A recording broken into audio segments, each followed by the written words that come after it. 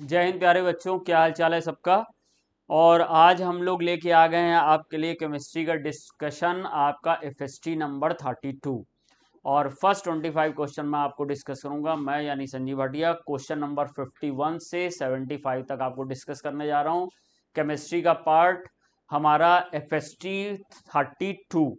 अभी हमारा पीछे एक स्लाइड लगा हुआ है। हमारे सिंह सर का मिशन है, पढ़ने का अधिकार सबको, डॉक्टर बनने का अधिकार भी सबको।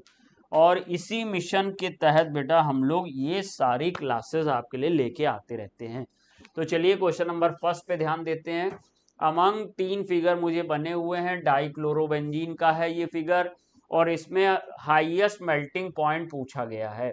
तो इसमें आप एनसीईआरटी का ये क्वेश्चन है, आप देख सकते हैं इसमें जो मेल्टिंग पॉइंट है वो हमारा डिपेंड कर रहा है पैकिंग पे। ये पैरा डेरिवेटिव है, पैरा डाइक्लोरोबेंजीन है। ये पैरा डाइक्लोरोबेंजीन, ये पैरा डाइक्लोरोबेंजीन में ये देखो बेटा, इसमें पैकिंग सबसे ज्यादा होगी क्योंकि ये सिमेट्रिकल है। तो इस वजह से जो Cl ग्रुप हैं वो इस तरह से सेट हैं कि बेंजीन रिंग एक दूसरे के बहुत पास आ जाएगी। और जब पैकिंग ज़्यादा होगी तो इनको दूर दूर करने के लिए हाई टेम्परेचर की नीड होगी। तो highest melting point para derivative का होगा, यानी ऑप्शन नंबर 3 सही हो जाएगा।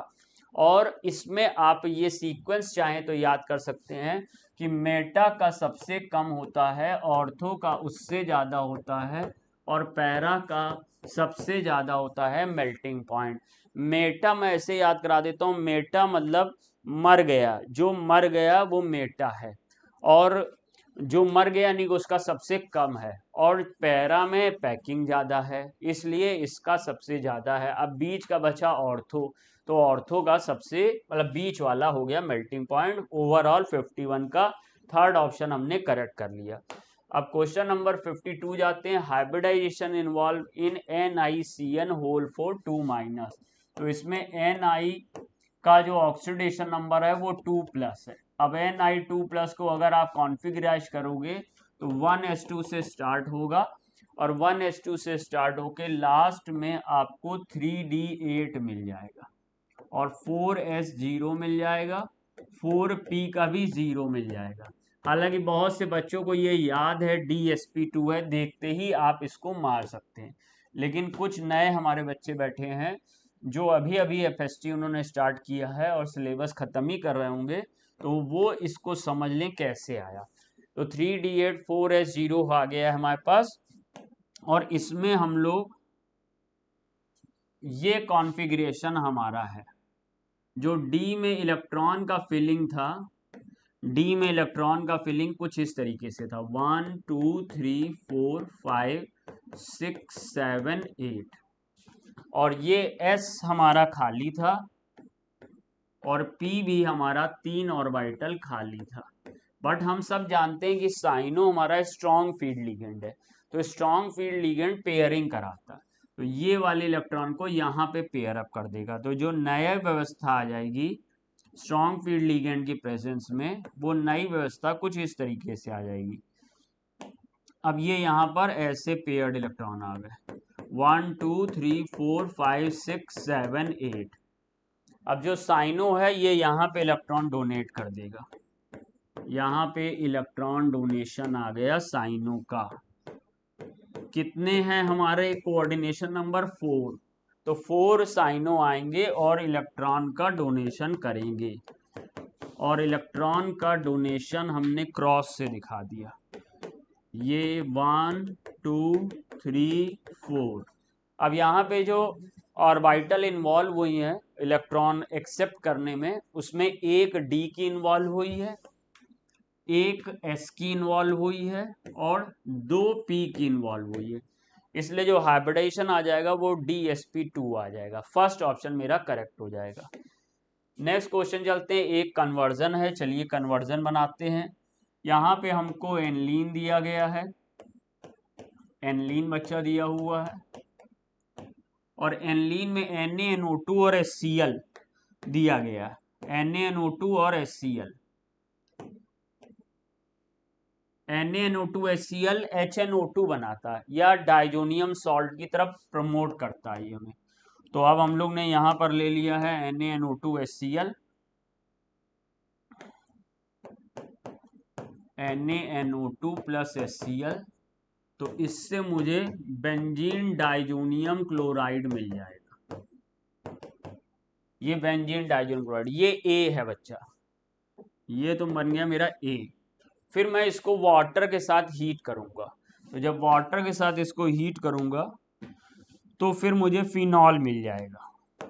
वाटर के साथ इसको हीट कर दिया है, मिल गया है मुझे फिनॉल, और N2 निकल जाएगा,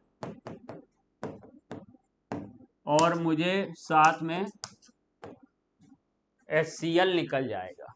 तो मुझे फिनॉल थर्ड ऑप्शन यहां पे मिल जाएगा। तो 52 का मेरा थर्ड ऑप्शन करेक्ट हो जाएगा। नेक्स्ट क्वेश्चन की तरफ चलते हैं। क्वेश्चन नंबर है मेरा 54। क्वेश्चन नंबर 54, फ्लोरोबेंजीन कैसे बनाया जाएगा? तो फ्लोरोबेंजीन को बनाने का जो जनरल मेथड है वो बाल-शाइमन रिएक्शन है, और इसमें इस प्रोसेस में हम लोग सबसे पहले चाहें तो एनलीन ले सकते हैं, और एनलीन को हम लोग रिएक्ट करा देंगे किससे? NaNO2 और HCl से, जैसा आपने अभी पीछे रिएक्शन देखी थी। NaNO2 HCl से रिएक्शन कराओगे, डाइजोनियम सॉल्ट मिल जाएगा। डाइजोनियम सॉल्ट की रिएक्शन HBF4 से कराओगे, HBF4 से कराओगे, ये HCl निकल जाएगा, और यहां पे मुझे एक कंपाउंड मिल जाएगा N2BF4, N2BF4। और अब इसको आगे हीट करोगे अगर, तो आगे हीट करने पे बालक मुझे मिल जाएगा फ्लोरोबेंजीन, ये बाल-शाइमन रिएक्शन कहलाती है। BF3 बन जाएगा, N2 बन जाएगा। तो मुझे यहाँ पर इस मेथड के बारे में बताया गया, from aniline by diazotization followed by heating the diazonium salt with HBF4। तो यही मेरा ऑप्शन सही है, सेकंड ऑप्शन यहाँ। और जो हमारे फ्लोरोएल्केन या फ्लोरोएरीन्स हैं, इनको दूसरे मेथड से नहीं बनाते क्योंकि रिएक्शन एक्सप्लोसिव हो सकती है। अगर आपको एलिफेटिक फ्लोरो बनाना है, फ्लोरोएल्केन बनाना है, तो आप स्वार्ट्स रिएक्शन का यूज करिए, और अगर आपको एरोमेटिक फ्लोरोबेंजीन बनाना है तो आप इस मेथड का यूज करिए। नेक्स्ट क्वेश्चन की तरफ चलते हैं। क्वेश्चन नंबर 55, ये हमको यहाँ पर दिया गया है आर्हेनियस इक्वेशन, और आर्हेनियस इक्वेशन मुझसे पूछा है EA क्या है। तो पहले तो समझ लो, EA एक्टिवेशन एनर्जी है। एक्टिवेशन एनर्जी मीन्स होता है किसी भी रिएक्शन में रिएक्टेंट मॉलिक्यूल को वो मिनिमम एनर्जी की रिक्वायरमेंट जिससे वो टकराने के बाद प्रोडक्ट बना ले, एक्टिवेशन एनर्जी कहलाती है। यानी अगर एक्टिवेशन एनर्जी से कम एनर्जी हमने रिएक्टेंट को दी तो रिएक्शन नहीं हो पाएगी। एक्टिवेशन एनर्जी के बराबर या उससे ज्यादा एनर्जी दी तो रिएक्शन हो जाएगी। तो अब चलिए पढ़ते हैं। यहाँ पे कह रहा है एक्टिवेशन एनर्जी क्या बताती है? The energy above which all the colloidal molecule will react. गलत हो गया, एनर्जी अबव नहीं, अगर ये लिखता है एनर्जी इक्वल टू और अबव, यानी एक्टिवेशन एनर्जी के बराबर या उससे ज्यादा देते हैं तो कोलाइडल मॉलिक्यूल प्रोडक्ट बना देते हैं। तो ये तो अबव की बात कर दी, यानी कि एक्टिवेशन एनर्जी से ऊपर की एनर्जी चाहिए, गलत हो गया। एक्टिवेशन एनर्जी के बराबर भी ले सकते थे। The energy below which colloidal molecule will not react, यानी इस एनर्जी के नीचे रिएक्शन नहीं हो पाएगी, सही हो गया। तो मुझे लगता है कि सेकेंड ऑप्शन ही सही हो जाना चाहिए, तो सेकेंड ऑप्शन ही सही हो जाना चाहिए। बाकी आगे पढ़ लेते हैं। The total energy of the reactant molecule at a temperature T, तो ये total energy of the reactant molecule at temperature T, तो फिर थ्रेशोल्ड एनर्जी होगी टकराने के बाद total energy. The fraction of molecule with energy greater than that the activation energy, वो तो फिर E की पावर EA अपॉन RT ये होता है, fraction of molecule which form product. तो ये भी नहीं हो पाएगा। सो मेरा आंसर सेकंड सही हो गया। यहाँ पर 55 का सेकंड। 56 क्वेश्चन नंबर देखते हैं। Question number 56, match the following है। XCF6 आपने इसका स्ट्रक्चर बनाया हुआ है। XCF6 का आपने स्ट्रक्चर बनाया है।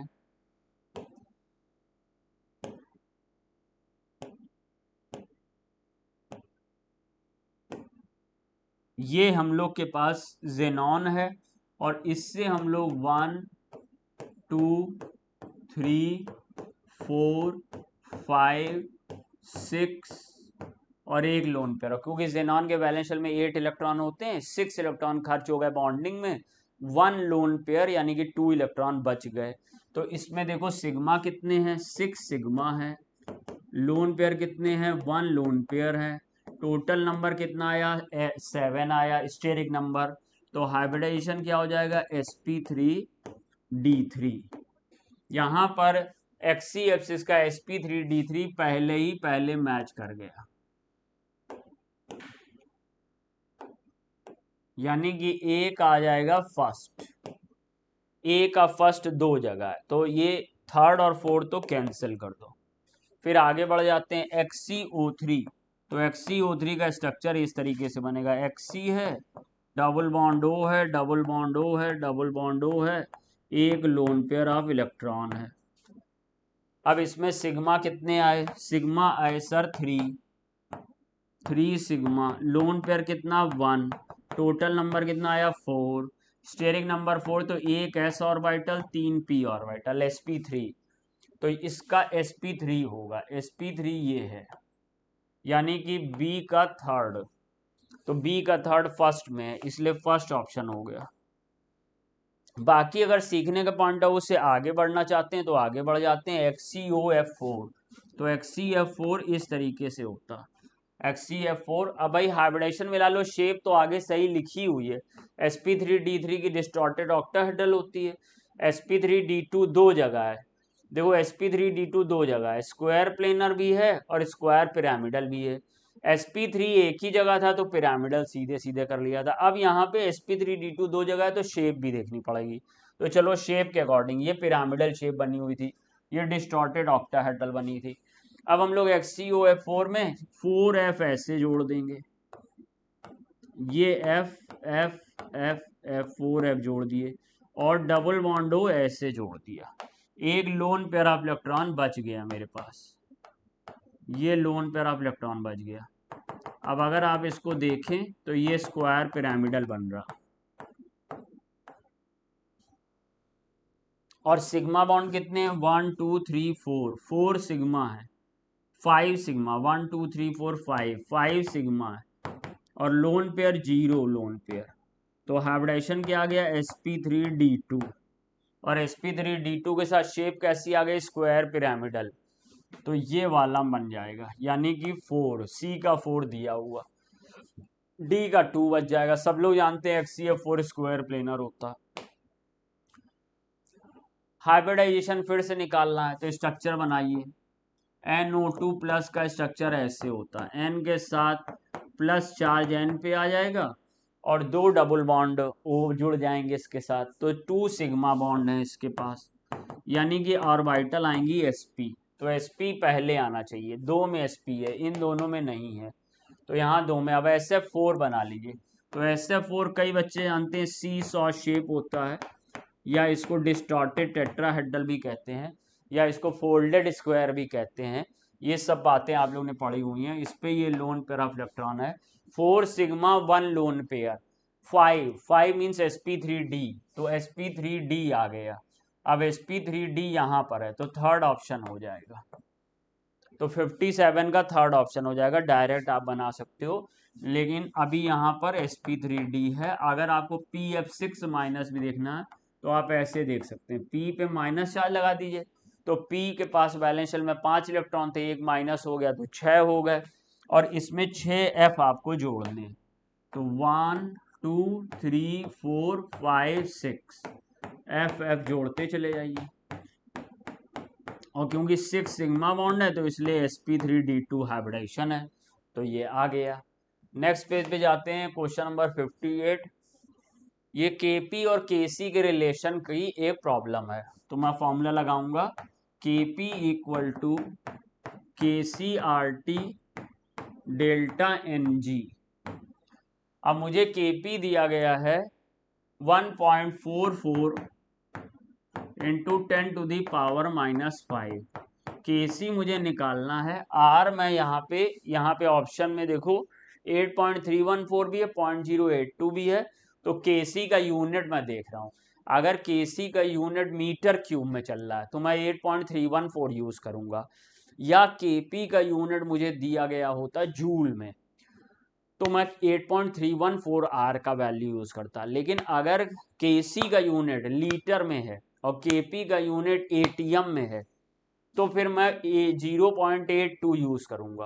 केपी का कोई यूनिट नहीं है लेकिन केसी लीटर में मांगा गया है तो मैं यहाँ पे 0.0821। वैसे तो जब केपी और केसी अगर दोनों की यूनिट ना दी होती तो मैं यहाँ 0.083 रखता, ये मानते हुए कि केपी एटीएम में बार में लिया गया होगा।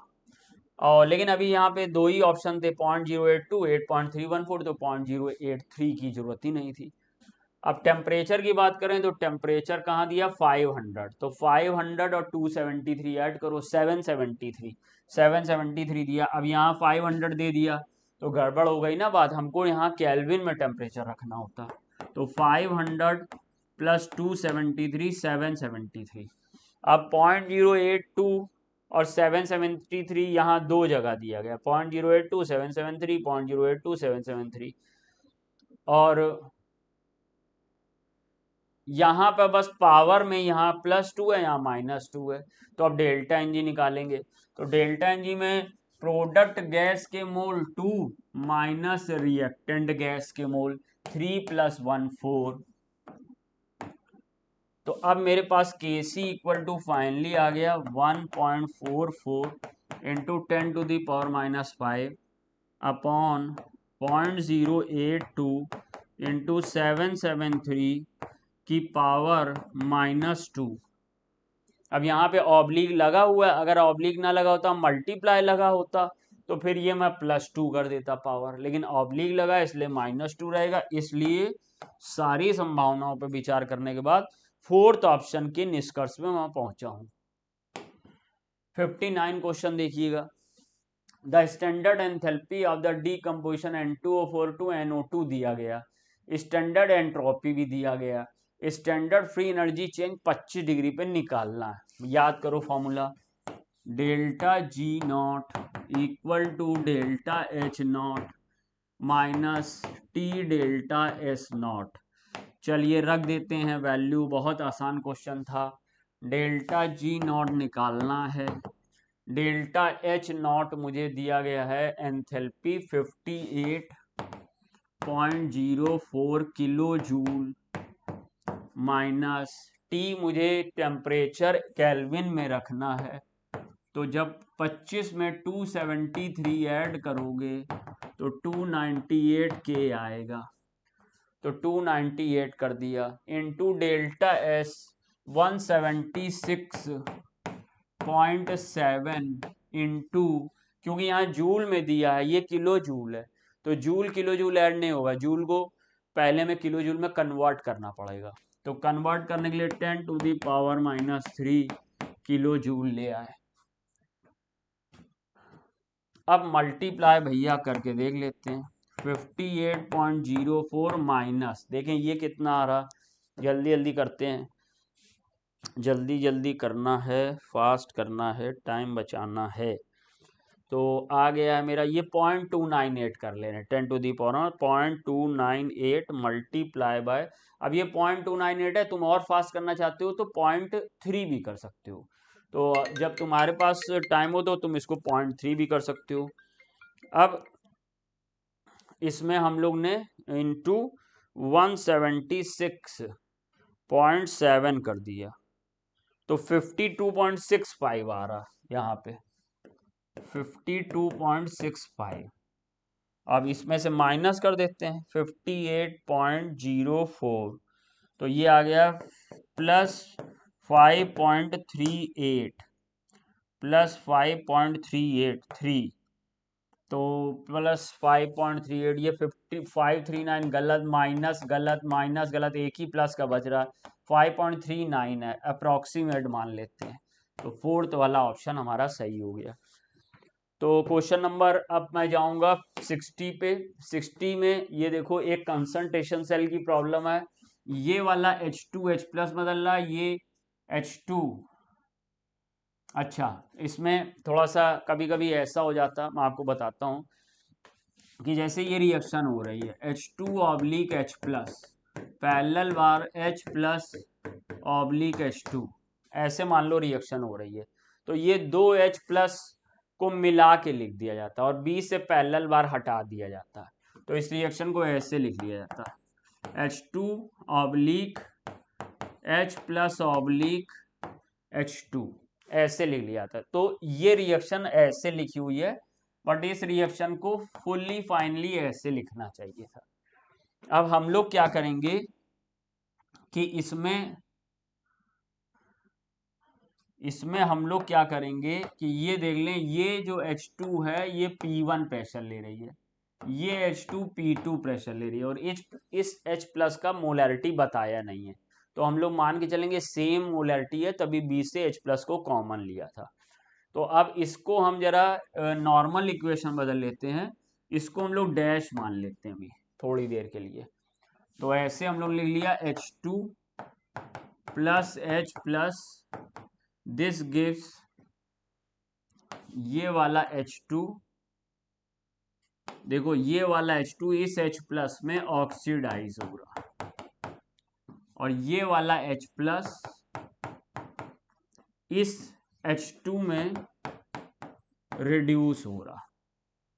आप डैश करना चाहते हैं तो डैश कर लीजिए अपनी पहचान के लिए, बाकी इसका कोई टेक्निकल रीजन नहीं है। अब ये प्रोडक्ट साइड का H2P2 है, ये मेन पहचानना, P2 प्रेशर 2 3 4 5 कुछ भी होगा और ये P1 है, ये 1 है तो ये 2 है, ये 2 है तो ये 3 है, अलग अलग है। अब कंसंट्रेशन सेल का जो फॉर्मूला होता है उसमें आपको पता है कि E नॉट सेल 0 होता है तो E निकालते हैं हम लोग तो हमारे पास आ जाएगा E equal to 0 minus 0.0591 N।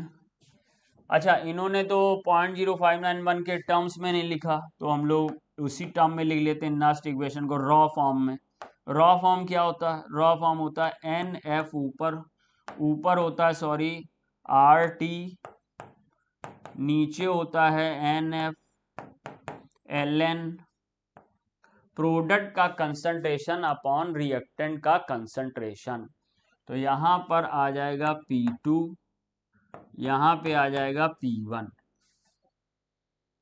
ठीक बात। देखो अब हम लोग इसको क्या करेंगे, यहां पे कहीं माइनस साइन नहीं दिखाया गया तो इसी को ऐसे लिख लेंगे E equal two plus RT N, देखो टोटल लॉस और टोटल गेन इलेक्ट्रॉन, यहां पर H2 0 से 2H प्लस में बदल रहा था तो ओवरऑल 2 इलेक्ट्रॉन का ये कर रहा था गेन लॉस और ये हमारा 2 इलेक्ट्रॉन का कर रहा था गेन। तो लिए और दिए इलेक्ट्रॉन 2 हैं तो यहाँ पे 2F आ जाएगा और लॉग, अब क्योंकि ये प्लस किया है तो P1 ऊपर चला जाएगा P2 नीचे आ जाएगा तो RT upon 2F log P1 upon P2, RT upon 2F ln, वो लॉग नहीं लिखना ln लिखना या लॉग बेस ई भी लिख सकते हो, वो डिपेंड करता है, हम तो ऑप्शन मिलाने के लिए लॉग बेस ई वही ln है।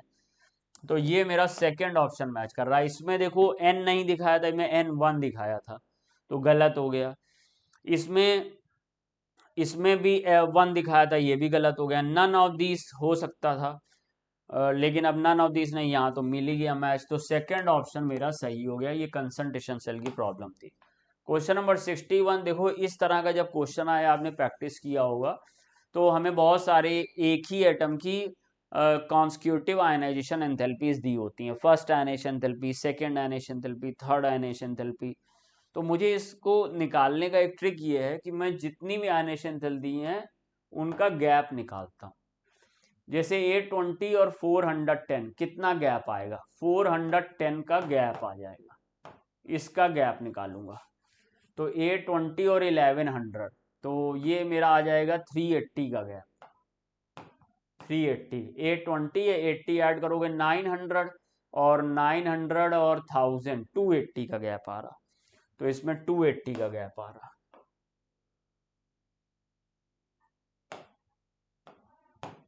टू 280 का गैप आ गया। इसका अगर गैप निकालोगे तो 400 का गैप आएगा, 1500 और 1100 में। और इसका अगर गैप निकालोगे आयनेशन एंथैल्पी का तो 1500 और 2000, तो ये आ गया 6500 और 6700 का गैप आ रहा। 1500 में 500 और कर दो तो 2000 आ जाएगा, और 8000 और 2000 में 6000 का गैप हो गया, और 200 और 500 700 6700। तो जिन दो आयनेशन एंथैल्पी में गैप सबसे बड़ा हो उसमें लोअर नंबर ही वैलेंस इलेक्ट्रॉन के बराबर होता। यहां पे 4 और 5 में सबसे बड़ा गैप है, तो 4 और 5 में कम नंबर कौन है, 4, तो 4 वैलेंस इलेक्ट्रॉन होंगे। अगर मान लो ये जो गैप है 3 और 4 में, ये 400 की जगह 800 होता, तो सबसे ज्यादा मतलब ये होता 8000, ये 6700 8000 होता। तो फिर थर्ड और फोर्थ में बड़ा गैप आता, तो वैलेंस इलेक्ट्रॉन कितने होते, 3। अगर सेकंड और थर्ड में बड़ा गैप आएगा तो वैलेंस इलेक्ट्रॉन होंगे सेकंड। और अगर फर्स्ट आयनेशन एंथैल्पी और सेकंड आयनेशन एंथैल्पी का गैप अंतर सबसे बड़ा आता है, तो फिर फर्स्ट यानी 1 वैलेंस इलेक्ट्रॉन होगा। नंबर ऑफ वैलेंस इलेक्ट्रॉन पूछा है, तो अभी मेरे पास नंबर ऑफ वैलेंस इलेक्ट्रॉन 4 होंगे। फिर से आपको बात रिपीट कर दे रहा हूं कि जब कभी आपको किसी एक एटम या एक एलिमेंट एक्स का या वाई का या जेड का किसी का भी 3 4 5 आयनेशन एंथैल्पी का वैल्यू दे दे, तो आप हर 2 कॉन्स्टिट्यूटिव लगी हुई आयनेशन एंथैल्पी का गैप निकालिए, फर्स्ट सेकंड का, सेकंड थर्ड का, थर्ड फोर्थ का, और फिर देखिए किसका गैप या अंतर सबसे ज्यादा आ रहा। मान लो फर्स्ट और सेकंड का अंतर यहाँ 10,000 होता, सबसे ज्यादा होता, तो हम कहते एक वैलेंस इलेक्ट्रॉन है, लोअर नंबर। सेकंड और थर्ड आयनेशन एंथैल्पी का सबसे बड़ा गैप है, तो हम कहेंगे 2 वैलेंस इलेक्ट्रॉन है। थर्ड और फोर्थ में सबसे बड़ा गैप है, तो 3 वैलेंस इलेक्ट्रॉन है। फोर्थ और फिफ्थ में सबसे बड़ा गैप है, जैसा कि यहाँ है, तो 4 वैलेंस इलेक्ट्रॉन। तो उम्मीद है आप इससे सीख गए होंगे। एक कन्वर्जन करते हैं। CH2 डबल बॉन्ड CH2 है, इसका रिएक्शन हमने कराया है हाइपोहेलोअस हाइपोक्लोरस एसिड OHCl से। तो यहां पर एक बॉन्ड पाई टूट जाएगा और एक तरफ OH आ जाएगा और एक तरफ Cl आ जाएगा। तो ये सर मेरा M बन गया। अब मुझे R पता करना कि R क्या है। तो R पता करना तो पहले प्रोडक्ट देखो क्या है। यहां पर ये Cl हट गया है और ये OH आ गया इसकी जगह। हमने ऐसे बना दिया है, दोनों हम लोग ने एक ही हॉरिजॉन्टल रख लिए हैं, यहाँ पे वर्टिकल रख दिए गए हैं। सेम कंपाउंड है एथिलीन ग्लाइकोल। तो निश्चित ही है कि इस कंपाउंड से Cl को हटाएं और OH को लाएं। तो Cl को हटाना और OH को लाना, तो या तो आप KOH एक्वस ले आओ या आप NaOH एक्वस ले आओ, या आप इसको आपने हेलो एल्केन में पढ़ा होगा सोडियम बाइकार्बोनेट ले आओ, या आप AgOH एक्वस ले आओ। इनमें से कोई भी एक ले आओगे तो समझ जाओ आपका काम बन जाएगा। ये Cl को हटा के OH को इंट्रोड्यूस कर देगा, Cl को हटा के OH को इंट्रोड्यूस कर देगा। इसका अर्थ है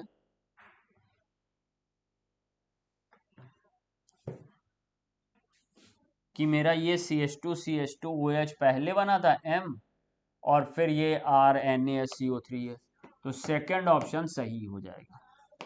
नेक्स्ट क्वेश्चन की बात करते हैं। दो स्टेटमेंट है molecular species like SF6PF5I3 minus and XCF2 violate the octet rule. Octet rule क्या है? जब भी कोई मॉलिक्यूल बने तो उसके सेंट्रल एटम के वैलेंस शेल में 8 इलेक्ट्रॉन आने चाहिए। जैसे अगर हम लोग CH4 बनाते हैं तो कार्बन के वैलेंस शेल में जब न्यूट्रल स्टेट में था, जब फ्री स्टेट में था तो 4 वैलेंस इलेक्ट्रॉन थे, फोर्थ ग्रुप का मेंबर है, 4 वैलेंस थे। अब हमारे पास H आ गए और H ने भी अपना एक एक शेयरिंग कर लिया, तो अब कार्बन के वैलेंस शेल में 2 4 6 8 हो गए। तो ये CH4 मॉलिक्यूल ऑक्टेट रूल को फॉलो कर रहा। जिस मॉलिक्यूल में सेंट्रल एटम के वैलेंस शेल में टोटल इलेक्ट्रॉन 8 आ जाएं वो ऑक्टेट रूल को फॉलो करता है। अगर किसी वजह से 8 से कम आ जाएं, जैसे कि B के पास 3 वैलेंस इलेक्ट्रॉन है और ये 3F से जुड़ गया, 3F से जुड़ गया, तो बोरॉन के चारों तरफ जो टोटल इलेक्ट्रॉन आए 2 4 6 आए। तो अगर 8 से कम इलेक्ट्रॉन आ रहा है तो ये ऑक्टेट रूल को वायलेट कर रहा है, ये पालन नहीं कर रहा ऑक्टेट रूल का, और इससे हम लोग हाइपोवैलेंट कंपाउंड कहते हैं। जितनी आवश्यकता थी उससे कम इलेक्ट्रॉन, हाइपो हो गया। यही अगर इसकी जगह हम लोग SF6 बना दें तो SF6 में देखिए 6 बॉन्ड सल्फर ने बनाए हैं, each bond form by the help of 2 electron. तो 6 बॉन्ड बने तो 12 इलेक्ट्रॉन होंगे, और 12 इलेक्ट्रॉन मीन्स 8 से ज़्यादा। तो ये भी ऑक्टेट रूल को फॉलो नहीं कर रहा, और क्योंकि इसकी वैलेंसी या इलेक्ट्रॉन ज़्यादा है तो इसे हाइपर वैलेंट बोलेंगे। तो SF6PF5 ये सब ऑक्टेट रूल को फॉलो नहीं करते क्योंकि इनके इलेक्ट्रॉन 8 से ज़्यादा आते। अब हम लोग को compound with an expanded octet are called hypervalent, यानी कि अगर 8 से ज़्यादा इलेक्ट्रॉन आ रहे हैं तो एक्सपेंडेड ऑक्टेट कहलाते हैं, और ये हाइपरवैलेंट होते हैं। ये बात भी सही है। तो स्टेटमेंट फर्स्ट भी सही है और स्टेटमेंट सेकंड भी सही है। तो मेरा कौन सही हो जाएगा? Both statement first and second are correct. तो फोर्थ ऑप्शन हमारा करेक्ट हो गया। नेक्स्ट क्वेश्चन की तरफ चलते हैं। एक क्वेश्चन है जो प्रॉपर्टीज बगल में लिखी है और बताना कि वो सही प्रॉपर्टी है कि गलत प्रॉपर्टी है। तो यहां पे दिया हुआ है O2 minus neon Mg2 plus Al3 plus size का करेक्ट ऑर्डर है। तो ये देखिए ये सब लोग आइसो इलेक्ट्रॉनिक है। O2 माइनस के पास 10 इलेक्ट्रॉन, नियॉन के पास 10 इलेक्ट्रॉन, Mg के पास 10 इलेक्ट्रॉन, Al के पास 10 इलेक्ट्रॉन। और आपको मालूम है आइसो इलेक्ट्रॉनिक में साइज प्रोपोर्शनल टू होता है निगेटिव चार्ज और इनवर्सली प्रोपोर्शनल होता है पॉजिटिव चार्ज। जितना निगेटिव चार्ज ज़्यादा होगा साइज बढ़ेगा और जितना पॉजिटिव चार्ज ज़्यादा होगा साइज घटेगा। तो फर्स्ट ऑप्शन तो पहले ही दिख रहा सही है। अब न्यूक्लियर चार्ज या इफेक्टिव न्यूक्लियर चार्ज ZeFF अगर आइसो इलेक्ट्रॉनिक है तो पॉजिटिव चार्ज बढ़ेगा तो ज़्यादा होगा, निगेटिव चार्ज बढ़ेगा तो कम होगा। अब ये भी आइसो इलेक्ट्रॉनिक है तो इसमें हमको निगेटिव चार्ज वाले का ZeFF ज़्यादा दिखा रहा, न्यूक्लियर चार्ज ज़्यादा दिखा रहा। तो ये सर मैम गलत हो गया। Electron gain enthalpy, electron gain enthalpy देखो बेरिलियम की सबसे कम होती है क्योंकि फुल फिल्ड होने की वजह से ये बहुत मुश्किल होता है इसमें इलेक्ट्रॉन इंट्रोड्यूस करना। तो बेरिलियम, लिथियम, बोरॉन, कार्बन होता तो हम सही कहते इसको, लेकिन यहाँ लिथियम की ज़्यादा बता दी गई है तो ये सर गलत हो गया। और आयनाइजेशन एंथैल्पी फर्स्ट, लिथियम से सोडियम की ज़्यादा बताई है जबकि सोडियम की कम होती है, इसलिए ये भी गलत हो गया। तो फर्स्ट ऑप्शन सही है। ये एक हमें डाटा गिवन है और हमको निकालना है heat of formation of methane. तो मीथेन CH4 होता है, इसका हीट ऑफ फॉर्मेशन निकालने के लिए हमको एक रिएक्शन बनानी पड़ेगी जिसमें कार्बन को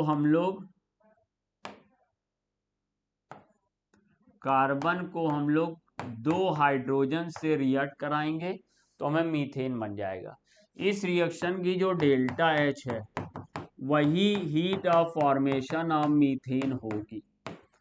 अब इसकी डेल्टा H निकालने के लिए हमें देखिए कौन सा डाटा दिया गया है, हमें कंबस्शन का डाटा कार्बन के लिए दिया है और हमें कंबस्शन का डाटा मीथेन के लिए दिया है और हमें वाटर का फॉर्मेशन का डाटा दिया है, दो कंबस्शन दिए, तो हम कंबस्शन वाला फॉर्मूला लगाएंगे, delta H equal to total heat of combustion of reactant minus total heat of combustion of product, ये फॉर्मूला लगेगा।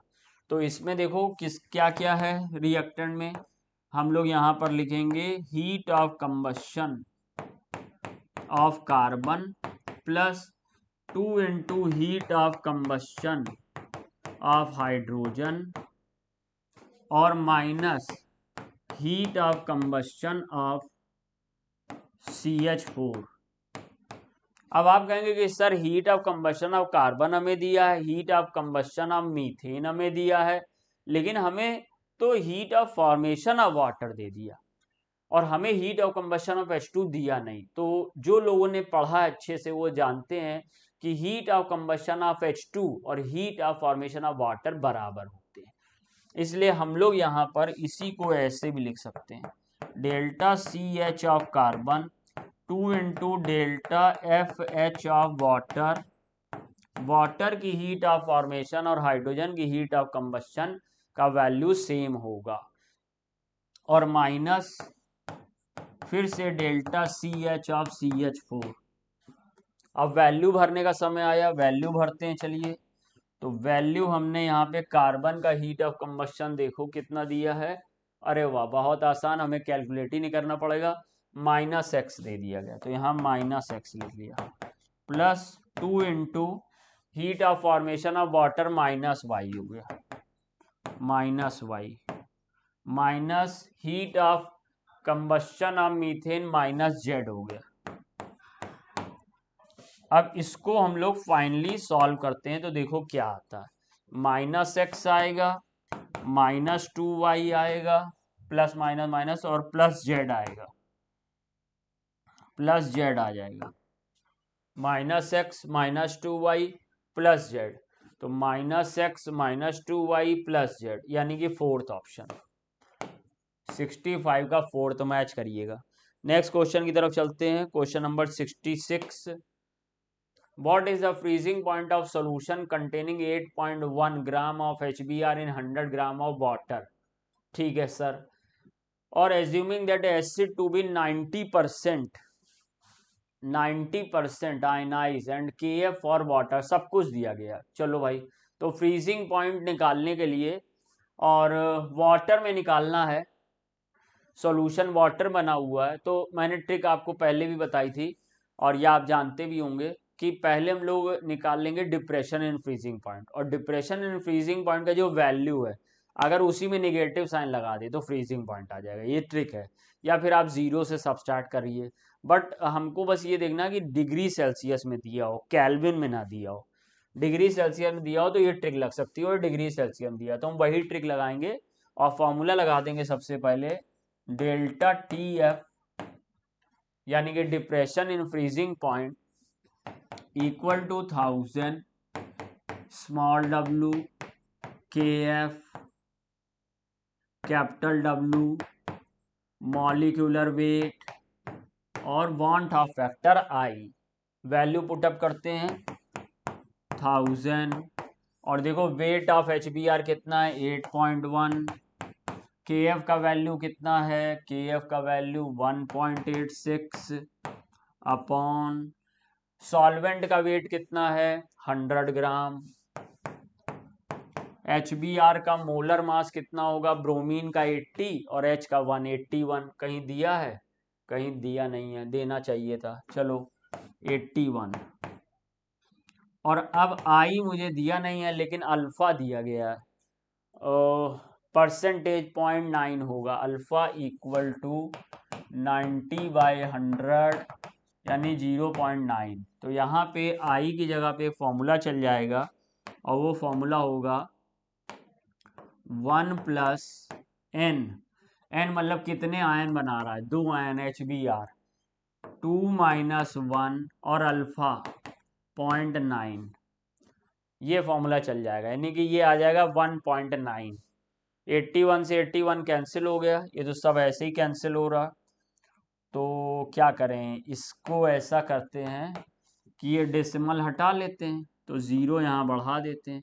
तो 81 कैंसिल हो गया, 1000 कैंसिल हो गया, तो मुझे मिल जाएगा 1.86 multiply by 1.9, 1.86 multiply by 9।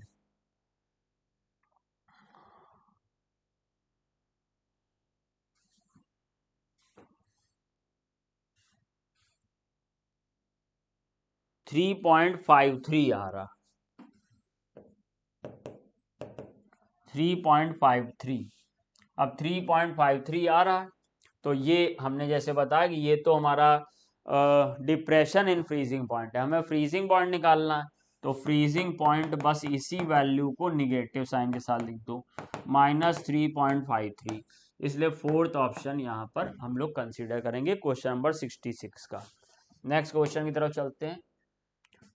XYZ 3 salt है, same quantity of electricity pass out की। जब इलेक्ट्रोकेमिस्ट्री में आप सेम क्वांटिटी इलेक्ट्रिसिटी की पास कर रहे हैं तो तीनों के ग्राम इक्विवेलेंट इलेक्ट्रोड पर सेम होंगे। तो gram equivalent of X equal to gram equivalent of Y equal to gram equivalent of Z, ये हो जाएगा मेरे पास।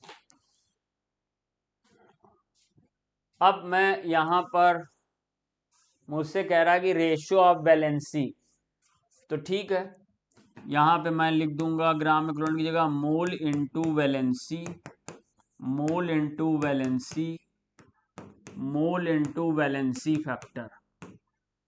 अब मोल तो मुझे दिया नहीं है, मुझे वेट और मोलर मास दिए गए हैं, तो x का सबसे पहले डिसाइड करते हैं। 4.2 ग्राम है अपॉन इसका मोलर मास कितना दिया, 7 इंटू N1 या NX कर लो, और इसका मोल 5.4 है, ये देखो 5.4 और 27 इंटू N ऑफ Y, और 19.2 अपॉन 27 हो गया 64 into N of Z। Solve कर लेते हैं पहले इसको, तब निकालेंगे। तो 42 का तो दिख ही रहा है, ऐसे ही सॉल्व हो रहा, तो 0.6 आ जाएगा इंटू NX, ये 0.2 इंटू NY, 19.2 इंटू 64, तो 64 3 सा 3 4 सा 12 8 9, तो ये 0.3 आ जाएगा NZ। अब मान लीजिए हम लोग यहाँ पे देखो रेशियो पूछा है, तो वैलेंसी 1 पहले ऑप्शन है, तो हम लोग ऑप्शन में क्या करते हैं कि NX को 1 मान लेते हैं। तो अभी हम लोग यहाँ पर ऐसा कर रहे हैं, यहाँ जगह बना ले रहे हैं और यहाँ पे अब सॉल्व करते हैं। तो सबसे पहले हम लोग x और y को कंपेयर करते हैं, x बराबर y, और NX हमने एज्यूम कर लिया 1 है, तो हमारे पास आ जाएगा 0.6 इंटू 1, y का 0.2 इंटू NY, तो कितना आ जाएगा NY इक्वल टू 3, तो NY 3 आ गया। देखो कोई ऑप्शन है, सेकेंड ऑप्शन है। अगर तुम पूरा सॉल्व करना चाहते हो तो फिर अब x बराबर z मान के कर लो। x है हमारा, हम लोग ने 0.6 इंटू 1 माना हुआ है इसको, NX को, तो 0.3 इंटू NZ, तो ये 2 टाइम्स चला जाएगा, NZ बराबर 2, तो सेकंड ऑप्शन हो गया। देख लीजिए भाई, question number, which one of the following compound is most acidic. ये हमारा नॉर्मल एल्कोहल है, ये phenol derivative, phenol derivative, phenol derivative, पहले एल्कोहल सबसे लीस्ट एसिडिक होगा, हटा दो। ये केवल फिनॉल है, इसमें हमारा CH3 प्लस H लगा रहा है जो एसिडिक स्ट्रेंथ को घटाएगा, इसमें माइनस I लग रहा है जो एसिडिक स्ट्रेंथ को बढ़ाएगा। ये यहाँ पे प्लस H नहीं प्लस I लग रहा है, प्लस I लग रहा है। तो इसलिए ये हमारा एसिडिक स्ट्रेंथ को कम करेगा, ये हमारा एसिडिक स्ट्रेंथ को बढ़ाएगा, ये हमारा एसिडिक स्ट्रेंथ नॉर्मल होगा। हमको मोस्ट एसिडिक मांग रहा तो सेकंड होगा। पीकेबी वैल्यू, कई बार इस तरीके का आपने क्वेश्चन किया हुआ है। पीकेबी वैल्यू उसकी कम होगी जो सबसे ज्यादा बेसिक होगा। तो मुझे decreasing order of pKb value बताना है, यानी पीकेबी वैल्यू सबसे ज्यादा वाला पहले लिखना है, यानी लीस्ट बेसिक सबसे पहले लिखना है। तो लीस्ट बेसिक भाई एनलीन का डेरिवेटिव होगा, और एनलीन डेरिवेटिव में ये CH3 है यानी प्लस I लगा रहा है, ये थोड़ा बेसिक होगा। तो हम लोग पहले बेसिक स्ट्रेंथ ही लगा लेते हैं। तो C6H5NH2 में डीलोकलाइजेशन ऑफ इलेक्ट्रॉन है तो बेसिक स्ट्रेंथ कम हो जाती है, इससे ज्यादा C6H5NH CH3 की होगी, क्योंकि CH3 प्लस I इफेक्ट डाल रहा है जो बेसिक स्ट्रेंथ को या इलेक्ट्रॉन डेंसिटी को बढ़ा रहा है। फिर इससे ज्यादा एलिफेटिक अमीन आएगा। अब ये प्राइमरी अमीन है, ये सेकेंडरी अमीन है, तो प्राइमरी की सेकेंडरी से कम होती है।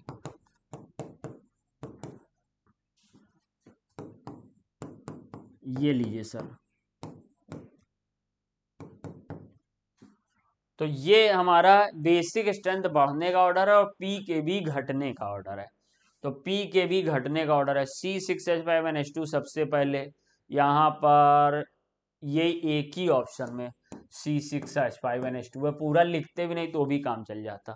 फिर C6H5NH CH3 है, फिर C2H5NH2 है। ये हमारा जो डिक्रीजिंग ऑर्डर है ये PKB का है, गलती ना कर देना, और ये बेसिक स्ट्रेंथ का इंक्रीजिंग ऑर्डर है। बेसिक स्ट्रेंथ का इंक्रीजिंग ऑर्डर PKB का डिक्रीजिंग ऑर्डर होगा। क्वेश्चन नंबर 70, ऑप्टिकल आइसोमेरिज्म कौन शो करता है? जब भी कभी ऑप्टिकल आइसोमेरिज्म का इस तरीके का कॉम्प्लेक्स कंपाउंड का क्वेश्चन पूछे तो सबसे पहले इसको ढूंढना, MAA होल थ्राइस, जहां AA कौन है? सिमेट्रिकल बाइडेंटेड लीगेंड है। तो जब भी कहीं ऐसा कोई ऑप्शन मिल जाए तो समझ जाओ वो ऑप्टिकल आइसोमेरिज्म शो करेगा। देखो यहाँ पे CN है मोनोडेंटेट है, Cl है मोनोडेंटेट है, अमोनिया मोनोडेंटेट है, और वो भी 6 है 4 है 4 है, मतलब ही नहीं। ये देखो C2O4 बाइडेंटेट है, वो भी सिमेट्रिकल है, इसलिए ऑप्शन कौन सा होगा? सेकेंड। इसी में अगर कहीं पे ये मिल जाता MOX होल थ्राइस तो मिलेगा ही मिलेगा, MEN होल थ्राइस, ये दो ऑप्शन बहुत मिलते हैं। OX means oxalato, EN means ethylene diamine या एथेन 1,2 डाइअमीन। एसरेशन, वाटर का बॉन्ड एंगल 104.5 डिग्री होता है, बिल्कुल सही है। देखो वाटर में हमारा sp3 हाइब्रिडाइजेशन होता, तो sp3 हाइब्रिडाइजेशन का नॉर्मल बॉन्ड एंगल 109.5 आता है, तो हम लोग ये एक्सपेक्ट कर रहे थे कि 109.5 आ जाएगा, लेकिन बॉन्ड एंगल आ गया कम। तो ये 104.5 है जो 109.5 से कम है। तो प्रश्न अपने मन में पूछो कि क्यों कम है, इसका रीजन क्या है? तो जवाब है loan pair repulsion bond pair repulsion से ज्यादा प्रभावी है। तो लोन पेयर उधर स्ट्रेच होगा, बॉन्ड पेयर को अंदर दबा देगा, तो बॉन्ड एंगल घट जाएगा। अब हम लोग एक्सप्लेनेशन पढ़ेंगे। The lone pair repulsion of electron is higher than bond pair, बिल्कुल सही, यही रीजन है, ये बात सही भी है और यही करेक्ट एक्सप्लेनेशन है। तो इस तरह से मेरे पास both A and R are correct and R is the correct explanation of A, तो थर्ड ऑप्शन सही हो जाएगा। 71 का हम लोग ने ऑप्शन नंबर थर्ड सही किया है। आप देखिएगा आप इससे सेटिस्फाइड हैं कि नहीं। Question number 72, the number of possible isomer of an octahedral complex. जिन्होंने ज्योमेट्रिकल आइसोमेरिज्म पढ़ी है वो जानते हैं कि जब MAA whole twice B2 type का कोई कंपाउंड आए जहां ए बाइडेंटेड लिगेंड है और B small B monodentate ligand है, अगर इस टाइप का कोई फॉर्मूला आए तो ये हमारा बच्चा ज्योमेट्रिकल आइसोमेरिज्म भी शो करता है और ऑप्टिकल भी शो करता है, दोनों आइसोमेरिज्म शो करता है। तो हम लोग यहाँ पे कह सकते हैं कि इसका एक सिस बनेगा और वो सिस ऑप्टिकल आइसोमेरिज्म का डी बनाएगा, एक सिस एल बनाएगा, एल मीन्स लेवो रोटेटरी, और एक ट्रांस बनेगा, लेकिन ट्रांस में ऑप्टिकल आइसोमेरिज्म नहीं मिलती है तो डी एल नहीं, ट्रांस केवल ट्रांस होगा। तो सिस का डी, सिस का एल और ट्रांस, ओवरऑल 3 आइसोमर हो जाएंगे। कभी कभी बच्चों को कंफ्यूजन हो जाता है, बच्चे अक्सर मुझसे कहते हैं कि सर ये ज्योमेट्रिकल शो कर रहा है तो ज्योमेट्रिकल के 2, और ऑप्टिकल भी शो कर रहा है तो ऑप्टिकल के भी 2। ज्योमेट्रिकल के 2 कौन से, एक सिस एक ट्रांस, ऑप्टिकल के 2 कौन से, एक डी और एक एल, तो सर हो गए 4। नहीं, ऐसा नहीं होता, ट्रांस में डीएल नहीं होता, सिस में डीएल होता है। तो सिस का डी बनेगा, सिस का एल बनेगा, ट्रांस का हमारा कुछ नहीं बनेगा, तो 3 आइसोमर होंगे। नेक्स्ट क्वेश्चन की बात करते हैं। बहुत ये एनसीईआरटी का लिया हुआ क्वेश्चन है। देखो ये यहाँ पर हमने इसका स्ट्रक्चर बना के ले लेते हैं। ये Br है, यहाँ पर CH2 है, यहाँ पर CH2 है और यहाँ पे Br है। अगर हम इसको कन्वर्ट करना चाहते हैं एल्काइन में तो हम लोग पहले KOH एल्कोहलिक लेते हैं। तो KOH एल्कोहलिक यहाँ पर, यहाँ से एक HBr निकाल देता है, ये एक HBr निकाल देगा। तो मुझे यहाँ पे पहले एक HBr निकालो, तो यहाँ मुझे BrCH डबल बॉन्ड CH2 मिल जाएगा, ये मिल जाएगा मुझे। और अब अगर हम इसमें एक्सेस या तो KOH एल्कोहलिक मिलाएं तो टाइम बहुत लगेगा, उससे बेहतर है NaNH2 मिला दे, तो ये फास्ट हो जाएगा, बिकॉज NaNH2 एक स्ट्रॉन्ग बेस है in comparison to alcoholic KOH, तो ये एलिमिनेशन फास्ट कराता है। तो यहाँ पर अब इसका Br और इसका H चला जाएगा, -HBr, यहाँ भी -HBr हुआ था, तो अब मेरे को मिल जाएगा CH ट्रिपल बॉन्ड CH। यानी इस रिएक्शन में ये क्वेश्चन मार्क पूछा क्या होना चाहिए, तो alcoholic KOH followed by NaNH2 होना चाहिए। तो alcoholic KOH followed by NaNH2 यानी ऑप्शन नंबर सेकंड सही होगा। एक्वस KOH गलत हो जाएगा, जिंक मेथिल अल्कोहल नहीं हो सकता। SN1 के लिए आपने बहुत बार ऐसे प्रैक्टिस की है। SN1 की rate of reaction stability of carbocation पे डिपेंड करती है। तो हम लोग सबसे पहले यहाँ से इस Br को रिमूव करेंगे और ये देखेंगे कि क्या ये वाला कार्बोकेटायन स्टेबल है, तो जी हाँ ये बड़ा स्टेबल है क्योंकि ये रेजोनेंस स्टेबलाइज भी है, और यहाँ पे +H यानी कि 3 अल्फा हाइड्रोजन भी इसको स्टेबलाइज कर रहे हैं। तो बी में सबसे ज़्यादा यहाँ पर स्टेबिलिटी ऑफ कार्बोकेटायन है, तो सबसे ज़्यादा SN1 मैग्नेज्म लगेगी। अब इस वाले स्ट्रक्चर को देखिए, CH3 CH2 C प्लस, यहाँ से Br मैंने तोड़ लिया है, Br को यहाँ से हटा दिया, इस C को प्लस बना दिया, पहले इस C को प्लस बनाया था, इसको भी हम लोग C प्लस बनाएंगे, तो यहाँ पर 2 अल्फा H मिलेंगे। तो इसमें मुझे मिलेगा 2 अल्फा H की स्टेबिलिटी, इसमें मुझे मिल रहा 3 अल्फा H प्लस रेजोनेंस की स्टेबिलिटी, इसमें मुझे मिल रहा 3H यहाँ और 5 अल्फा H, 3 इधर और 2 इधर, 5 अल्फा H की स्टेबिलिटी। तो B से कम रेट होगा C का और C से कम रेट होगा A का। उम्मीद है समझ पाए होंगे। B से कम C, C से कम A, थर्ड ऑप्शन हो जाएगा। और हमारे पार्ट का लास्ट क्वेश्चन, क्वेश्चन नंबर 75, हमारा ये मैग्नेटिक मोमेंट हमको बताया गया और क्रिस्टल फील्ड स्टेबलाइजेशन एनर्जी की वैल्यू निकालनी है। तो crystal field stabilization energy equal to, आपने फॉर्मूला पढ़ा होगा, 0.6x माइनस 0.4y डेल्टा ओ, जहाँ x होता है टोटल इलेक्ट्रॉन ऑफ Eg और y होता है टोटल इलेक्ट्रॉन ऑफ T2g। अब हुआ क्या होगा कि देखो ये 1 2 3 इस तरीके से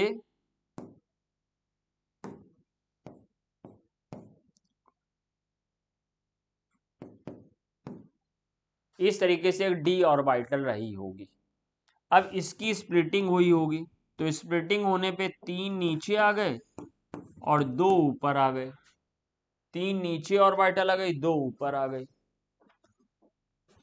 और ये बोल रहा है कि उसका मैग्नेटिक मोमेंट 3.83 है, और ये CrCl3.6H2O CrH2O होल 6Cl3 है, यानी ये ऑक्टाहेड्रल कॉम्प्लेक्स है। तो ऑक्टाहेड्रल कॉम्प्लेक्स में T2g की एनर्जी कम और Eg की एनर्जी ज्यादा होती है।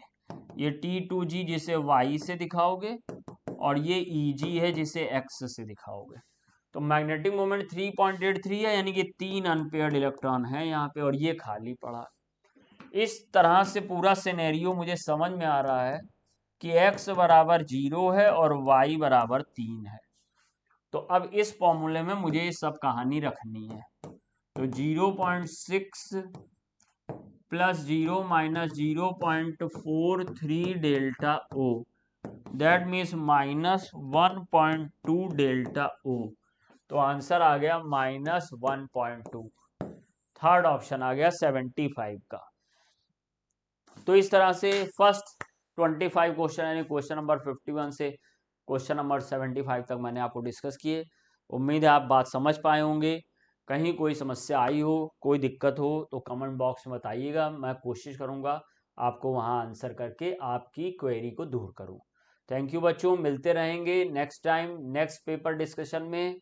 बहुत बहुत शुक्रिया, आपने ये वीडियो देखा और इसका लाभ उठाया। चलिए बच्चा, FST का हम लोग सोल्यूशन देखते हैं। 51 to 75 आपने देख लिया, 76 टू ऑनवर्ड आइए हम लोग डिस्कस करते हैं। तो सबसे पहले क्वेश्चन नंबर 76 को देखिए। इन्होंने दे रखा है कि the rate constant of the reaction at temperature 200 kelvin is 10 times less than the rate constant eight 400 kelvin. What is the activation energy? सारा डेटा दे रखा बच्चा। एक फार्मूले का इस्तेमाल हम लोग को करना है। log K2/K1 बराबर है 2.303 R T2 minus T1/T1 T2। ठीक, चलिए देखा जाए 2.303 R। अब इसमें वैल्यूज जरा ये चेक कर लिया जाए। सबसे पहले देखें तो रेट कांस्टेंट के बारे में देखो, उन्होंने क्या बोला है कि 10 times less than the rate constant at this. इसका मतलब इसकी वैल्यू क्या दे रखा, 10। तो यहाँ क्या आ गया भाई, log 10 बराबर है EA 2.303। चूंकि आंसर में सब में R इन्होंने दे रखा, तो इसका मतलब हमें रेट कांस्टेंट R की वैल्यूज ऐसा रख देना, मतलब R को R की तरह ले लेना, इसकी वैल्यूज लेने की जरूरत नहीं है। फिर देखिए क्या दिया, T2 माइनस T1। तो T2 क्या है 400 माइनस T1 क्या है 200 अपान T1 T2। तो ये क्या हो गया 400 मल्टीप्लाइड बाई 200। ये log 10 है, log 10 की वैल्यू क्या आएगी 1, यानी ये किसके बराबर हो जाएगा 1 के। अब ये चीज हमें मिल गई। इसे सॉल्व कर लें तो इन सब में एक ही चीज अननोन है EA। इसे सॉल्व करने के बाद EA की वैल्यू आ जाएगी। हाँ, जब इसे आप सॉल्व करोगे और EA की वैल्यू निकालोगे तो आंसर बच्चा इसका आ जाता है सेकेंड। चलिए अगले क्वेश्चन पे आ जाए। Consider the following compounds, what is the correct order of there basic strength of the above compound. ठीक है, पहला देखिए बच्चा, इन्होंने ग्वानाडीन दे रखा है। इन सब में सबसे स्ट्रॉन्ग बेसिक ये हो जाएगा। इसके पास लोन पेयर की अवेलेबिलिटी देखिए, और किसी के तुलना में सबसे ज़्यादा, सबसे टॉप पे आ गया ये। ठीक, इसके बाद यहाँ आपने लगा रखा है प्लस इफेक्ट। ठीक, और अगर प्लस देख रहे हो तो ये क्या करेगा, बेंजीन रिंग पे चूंकि इलेक्ट्रॉन डेंसिटी बढ़ा रहा है तो इसका मतलब लोन पेयर को रिपेल करने की टेंडेंसी और ज़्यादा डेवलप हो जाएगी। तो सबसे ज़्यादा फर्स्ट आएगा, उसके बाद कौन आ जाएगा, थर्ड, फर्स्ट के बाद थर्ड। तो इसका मतलब ये दोनों तुम्हारे बेकार हो गए। अब यहाँ देखा जाए ये क्या है, माइनस इफेक्ट। माइनस इफेक्ट का मतलब क्या हुआ, यहाँ इलेक्ट्रॉन डेंसिटी कम कर रहा होगा तो इसका लोन पेयर इजीली नहीं निकलेगा, तो ये सबसे लास्ट में चला जाएगा। और इससे भी ज़्यादा क्या हो जाएगा, ये कोई इफेक्ट, कोई ग्रुप लगा ही नहीं है। तो सबसे टॉप पे फर्स्ट, उसके बाद थर्ड, उसके बाद उसके बाद सेकंड, और सबसे कम फोर्थ। सबसे कम फोर्थ, कौन सा आंसर हो गया, फर्स्ट। ठीक, अगले क्वेश्चन पर आ जाइए। इन्होंने दिया है in the following sequence of reaction, और आपको पता करना डी क्या। ठीक है, टॉल्यूइन का बच्चा ये ऑक्सीडेशन करवा रहे हैं, तो जब टॉल्यूइन का ऑक्सीडेशन करवा रहे हैं ये, तो यहाँ क्या मिल जाएगा आपको, COOH। आपने SOCl2 लिया है, यानी अब OH को हम रिप्लेस कर देते हैं Cl से। क्लोरीनेटिंग रिएजेंट है, तो ये क्या मिल गया, COCl। सोडियम एजाइड से आप रिएक्शन करवा रहे हो, जब सोडियम एजाइड से रिएक्शन आप करवा रहे हो तो जो C डबल बॉन्ड O था, यहाँ Cl हट जाएगा और यहाँ क्या जुड़ गया, एजाइड। और फाइनली इसे आप गर्म कर रहे हो तो ये ग्रुप इस ग्रुप का रीअरेंजमेंट हो जाएगा, और गर्म करने के बाद आपको रीअरेंजमेंट हो जाएगा, और गर्म करने के बाद आपको मिल क्या जाता है, NCO। तो NCO, और NCO अगर आप लगा रहे हो तो इसका मतलब क्या हो गया, आइसोसाइनेट। तो देख लो भैया आइसोसाइनेट कहाँ है, फेनिल आइसोसाइनेट। कौन सा आंसर हो गया, फोर्थ। तो 78 का क्या हो गया, फोर्थ ही राइट आंसर। ठीक, फेनिल आइसोसाइनेट। अब आ जाते हैं अगले क्वेश्चन पे। कह रहे हैं resistance of a conductivity cell filled with the solution of an electrolyte of the concentration दे रखा है, रेजिस्टेंस दे रखा है, और ये दे रखा है इन्होंने कंडक्टिविटी, इस सॉल्यूशन की कंडक्टिविटी। फिर कह रहे हैं कि resistance of the same cell when field, cell वही है लेकिन इलेक्ट्रोलाइट का कंसंट्रेशन चेंज कर दिया, और अब इसका रेजिस्टेंस बता रहे हैं इतना है, और फाइनल बताना है कि मोलर कंडक्टिविटी क्या होनी चाहिए। सबसे पहले जो इन्होंने डेटा दे रखा है इससे हम लोग निकाल लेते हैं पहले वाले सेल के लिए सेल कांस्टेंट। तो अगर पहले वाले सेल के लिए हम लोग सेल कांस्टेंट निकालें तो क्या आ जाएगा, जो इन्होंने कंडक्टिविटी दे रखा है मल्टीप्लाइड बाय रेजिस्टेंस। कंडक्टिविटी दे रखा है 1.29 और मल्टीप्लाइड बाय रेजिस्टेंस, तो ये क्या हो गया 129। ये तो आ गया, यानी अगर हम लोग देख रहे हैं तो सेल कांस्टेंट, पहले सेल का सेल कांस्टेंट आ गया। अब दूसरे सेल में आते हैं। दूसरे सेल में इन्होंने क्या बोला कि दूसरे सेल में इन्होंने जो इलेक्ट्रोलाइट है उसका कंसंट्रेशन चेंज कर दिया है, और वहाँ रेजिस्टेंस से आपको क्या मिल रहा है 520। ठीक, तो अब दूसरे सेल का पहले हम कंडक्टेंस निकाल लेते हैं। कंडक्टेंस निकाल लेंगे तो मोलर कंडक्टेंस निकालने में हम लोग को हेल्प मिल जाएगी। तो अगर दूसरे सेल का हम लोग कंडक्टेंस निकालें, या स्पेसिफिक कंडक्टेंस बोल दो, कंडक्टेंस और स्पेसिफिक कंडक्टेंस की बात करें तो इन्होंने क्या दे रखा है भाई, पहले सेल का हमें सेल कांस्टेंट मिल गया तो हम ले लेते हैं सेल कांस्टेंट, क्योंकि सेल तो वही है, सेल तो चेंज नहीं होता, सेल कांस्टेंट सेम, और डिवाइडेड बाई जो रेजिस्टेंस दे रखा है 520। इससे क्या मिल गया, कंडक्टेंस या स्पेसिफिक कंडक्टेंस, कौन सी, जो सेकंड सेल हम लोगों ने बनाई है। ठीक, और अब जब ये मिल गया तो हमको मोलर कंडक्टिविटी निकाल सकते हैं। लैम्डा m बराबर है कप्पा और डिवाइडेड बाई कंसंट्रेशन, इसका इस्तेमाल कर लें। चलिए भाई देख लिया जाए। अब देखिए हमको लैम्डा m निकालना है, और लैम्डा क्या लेंगे, कप्पा बाई सी निकालना है। तो देखिए भाई लैम्डा m बराबर है, ठीक, कप्पा 129/520, और कंसंट्रेशन दे दिया है कितना भाई 0.2 m।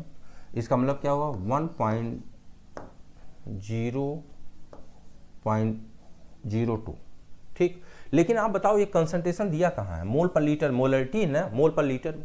और इधर जब आप कंडक्टिविटी आप सोल्यूशन की बात कर रहे हो, देखो मीटर इनवर्स में दे रहे हैं, और यहाँ मोल पर लीटर है। तो यूनिट अलग अलग है, यूनिट को हमको क्या मोल पर लीटर को इसके इक्विवेलेंट लेके आना है। इसके लिए हमको क्या करना पड़ेगा, 1/1000 से इसे डिवाइड कर देना है। अब आपको फाइनली ये निकल के आ गया, इसे सॉल्व कर लीजिए, ठीक। और इसे सॉल्व करने के बाद जो राइट आंसर इसका निकल के आ रहा है बच्चा, वो राइट आंसर कौन सा निकल के आ रहा है, फर्स्ट, ठीक है। चलिए आइए अगले क्वेश्चन पे आते हैं। अगला क्वेश्चन है acetanilide on nitration followed by the hydrolysis mainly gives. Acetanilide ले रहे हैं और इसका क्या कर रहे हैं, नाइट्रेशन। तो NHCOCH3 ये एसिटानिलाइड हो गया, इसका नाइट्रेशन करवा रहे हो। नाइट्राइटिंग मिक्सचर क्या है, नाइट्राइटिंग मिक्सचर क्या भाई, concentrate sulphuric acid, concentrate HNO3, और जो नाइट्राइटिंग रिएजेंट है क्या, NO2+ है। तो जब इसका अच्छा इस ग्रुप की अगर बात करें तो ये ग्रुप है क्या, आर्थो पैरा डायरेक्टिंग है, तो आर्थो पे स्टेरिक हिंडेंस होगा, तो जो NO2 आना है वो कहाँ जाएगा, पैरा पे जा रहा है। तो ये आपको मिल गया NHCOCH3 और यहाँ पैरा पोजीशन पे क्या आ गया आपका, NO2। इसकी हाइड्रोलिसिस करवा रहे हैं, और जब इसकी हाइड्रोलिसिस करवाएंगे तो ये ग्रुप आपका NH2 ग्रुप पे कन्वर्ट कर जाएगा। तो यहाँ क्या लग गया, NO2, और ये NH2 ग्रुप में कन्वर्ट कर गया। तो फाइनली देख लीजिए भैया क्या मिला आपको, पैरा नाइट्रो एनिलीन। ये देख लीजिए आंसर क्या मिल गया, पैरा नाइट्रो एनिलीन। तो 80 का आंसर कौन सा हो गया भाई, सेकेंड, पैरा नाइट्रो एनिलीन। चलिए अगले क्वेश्चन पे आते हैं। Arrange the following carboxylic acid in the decreasing order of their acidity. ठीक है, सबसे पहले देखिए अगर आर्थो पे आपने यहाँ लगा रखा है NO2 ग्रुप, आर्थो इफेक्ट के कारण इसका क्या हो जाएगा, सबसे ज़्यादा एसिडिक एसिड, तो सबसे ज़्यादा सेकेंड आना चाहिए। अच्छा 3 ऑप्शन में सेकेंड है, ठीक है। इसके बाद देखिए यहाँ आपने लिया है मेटा और यहाँ लिया है पैरा, तो मेटा पोजीशन पे अगर आप बात करते हो तो यम इफेक्ट तो काम करता नहीं, इंडक्टिव इफेक्ट काम करेगा ना, आई इफेक्ट काम करेगा, यम तो करेगा नहीं। लेकिन पैरा पोजीशन पे तो यम इफेक्ट काम करेगा, तो इसका मतलब 3 के बाद कौन आ जाएगा, सॉरी 2 के बाद कौन आ जाएगा, 3, तो 2 के बाद 3, एक ही ऑप्शन फिर आपको दिख रहा है, थर्ड। तो क्वेश्चन नंबर 81 की बात करें तो कौन सा राइट आंसर हो गया, थर्ड। अगले क्वेश्चन पर आ जाइए। द हाईएस्ट बॉन्ड ऑर्डर निकालना बेटा 10 का 3, तो इसका मतलब O2 का क्या आ जाएगा, 2, O2+ है यानी 6 दूनी 12 से निकले 11, इसका मतलब क्या आ जाएगा 2.5, O2- है 6 दूनी 12 1 13 यानी क्या आ गया 1.5, और N2 क्या है 10 है, तो इसका मतलब क्या आ गया 3। तो सबसे हाईएस्ट बॉन्ड ऑर्डर पूछा था, तो राइट आंसर कौन सा हो जाएगा, फोर्थ। अगला क्वेश्चन इन्होंने दिया है E1, E2 and E3 are the EMF values of the 3 galvanic cell respectively, ये दे रखा है। Which one of the following is true. अच्छा जरा इस क्वेश्चन को ध्यान से देखिए। सबसे पहले अगर हम सेल इक्वेशन लिख दें, इसको इसके अकॉर्डिंग अगर हम लोग सेल इक्वेशन लिख लें कि ये जो रिएक्शन दिया, तो देखिए सेल इक्वेशन में क्या आएगा कि हमने लिखा है Zn plus Cu++ is equal to क्या आ जाएगा भाई, Zn+2 दे रखा है और साथ में Cu 0, यही तो। अगर सेल इक्वेशन हम लिखें तो इस तरह से सेल इक्वेशन लिख लेंगे, यानी इनमें से किसी सेल के। अब हमको करना क्या है, इसके लिए हमको निकाल लेना है, जैसे हम लोग जब इक्विलिब्रियम की बात करते हैं तो हम लोग एक क्वेसेंट की बात करते हैं ना, उससे पता करते हैं कि रिएक्शन फॉरवर्ड डायरेक्शन में जाएगी, बैकवर्ड डायरेक्शन में जाएगी, ऐसा क्या, मतलब ऐसे। तो हम लोग आते हैं इस इक्वेशन के लिए एक हम लोग क्वेसेंट निकाल लेते हैं Q। इसके लिए क्या करते हैं, प्रोडक्ट का कंसंट्रेशन, रिएक्टेंट का कंसंट्रेशन हर सेल के लिए निकाल लेते हैं। तो यहाँ देखिए प्रोडक्ट क्या है, इसको आप चेक कर लो ना, तो प्रोडक्ट क्या है Zn। अच्छा ये जो मेटल्स हैं इनको लेने की जरूरत नहीं है, तो यहाँ Zn का कंसंट्रेशन पहले के लिए 1 के लिए निकाल लिया जाए, तो Zn का कंसंट्रेशन क्या दे रखा है भाई 1, और अपान रिएक्टेंट की बात करें, और sorry product divided by reactant लेते हो तो प्रोडक्ट डिवाइडेड बाय रिएक्टेंट, तो अगर Zn की बात करो तो प्रोडक्ट में ही है, तो क्या मिल गया आपको, वैल्यूज रखो भाई, Zn+2 के लिए वैल्यू क्या है 1, और इधर हम लोग आ जाएं तो यहाँ हमको क्या मिल गया है 0.1, इसे सॉल्व करें तो क्या आ गया 10, ठीक। क्वेश्चन सेकंड निकालो। यहाँ प्रोडक्ट क्या दे रखा है 1 और रिएक्टेंट 1, तो ये क्या वैल्यू आ गई 1। ठीक, थर्ड के लिए निकालिए Q3, तो Z की वैल्यू क्या दे रखा है 0.1 और रिएक्टेंट क्या दे रखा 1, तो ये क्या आ गया 0.1। ठीक, और अब ई सेल की अगर बात करते हैं तो Q के क्या होता है इनवर्स, तो ई सेल की अगर बात करें ई सेल तो it is inversely proportional to Q, तो जिसके लिए वैल्यू सबसे ज़्यादा उसके लिए ई सेल सबसे कम और जिसके वैल्यू सबसे कम उसकी ई सेल सबसे ज़्यादा, तो फर्स्ट सबसे कम और थर्ड सबसे ज़्यादा, तो क्या आ जाएगा E2 E3 E1, यानी second is right answer. Second की थर्ड है भाई, हाँ second is right answer, sorry second is right answer. चलिए अगले क्वेश्चन पाते हैं। कर रहे हैं एग्जाम्पल ऑफ पॉजिटिव डेविएशन। अच्छा, इसमें तो कुछ करना ही नहीं है भाई, जब आइडियल की आप बात करोगे तो आप बोलते हो कि एक्सपेरिमेंटल वेपर प्रेशर और कैलकुलेटेड वेपर प्रेशर समान है जब आइडियल की बात करते हो। तो इसमें अगर पॉजिटिव डेविएशन की बात कर रहे हो तो आंसर कौन सा है थर्ड। पहला है बेंजीन टॉल्यूइन आपने लिया है, यह आइडियल, और आइडियल का मतलब इसके लिए एक्सपेरिमेंटल वेपर प्रेशर और कैलकुलेटेड वेपर प्रेशर क्या हो जाएगा समान। दूसरे के लिए क्या हो जाएगा नेगेटिव, तीसरे के लिए कैसा है पॉजिटिव डेविएशन और चौथे के लिए फिर कैसा मिलेगा नेगेटिव डेविएशन। तो इसमें कुछ करना नहीं है, आंसर क्या है थर्ड। अगला Wurtz reaction of methyl iodide. अगर मेथिल आयोडाइड आपने ले रखा और वुड्स रिएक्शन करवा रहे हो, आप मेथिल आयोडाइड दे रखा है और वुड्स रिएक्शन आप करवा रहे हो, तो इससे फाइनली प्रोडक्ट आपको क्या मिल जाएगा CH3 और CH3। अब आगे बोल रहे हैं iodide yield an organic compound x, which of the following reaction also yield. अच्छा, यहाँ देख लीजिए हैलाइड है, इसका रिडक्शन आप करवा देंगे तो क्या मिल जाएगा C2H6, तो सेम प्रोडक्ट तो मिल गया, आंसर हो गया फर्स्ट। ड्राई ईथर से रिएक्शन करवा रहे हो तो ग्रिग्नॉल रिएजेंट आपको मिल जाएगा। ड्राई ईथर से अगर आप रिएक्शन करवा रहे हो तो क्या मिल जाएगा C2H5 MgCl, तो आंसर हमारा क्या हो गया इसका फर्स्ट। अगले क्वेश्चन पर आ जाइए। Best method for the preparing primary amine from alkyl halide without changing the number of carbon items in the chain. अच्छा 86, हम लोग को एमीन्स बनाना है, ये तो बोल रहे हैं प्राइमरी एमीन बनाना है और कार्बन का नंबर चेंज नहीं होना चाहिए, कार्बन का नंबर चेंज नहीं होना चाहिए। तो अगर पहले वाली रिएक्शन की बात करें हम लोग हाफमैन्स ब्रोमाइड रिएक्शन, तो इसमें मिलेगा तो लेकिन 1 कार्बन लेस मिलेगा, 1 कार्बन लेस मिलेगा। और अगर गैब्रियल की बात करें तो इसमें क्या होता है सेम कार्बन का, यानी कार्बन कम नहीं होगा, सेम कार्बन का क्या मिल जाता है प्राइमरी एमीन, तो आंसर क्या हो जाएगा आपका सेकेंड। अगला question, 90% of the first order reaction is completed in 70 minute. 90% और कितने में पूरा हो रहा 70 मिनट में। The velocity constant of the reaction, तो इसके लिए बच्चा एक फार्मूला हम लोग इस्तेमाल करेंगे और फार्मूला क्या है, K बराबर है 2.303 अपॉन T लॉग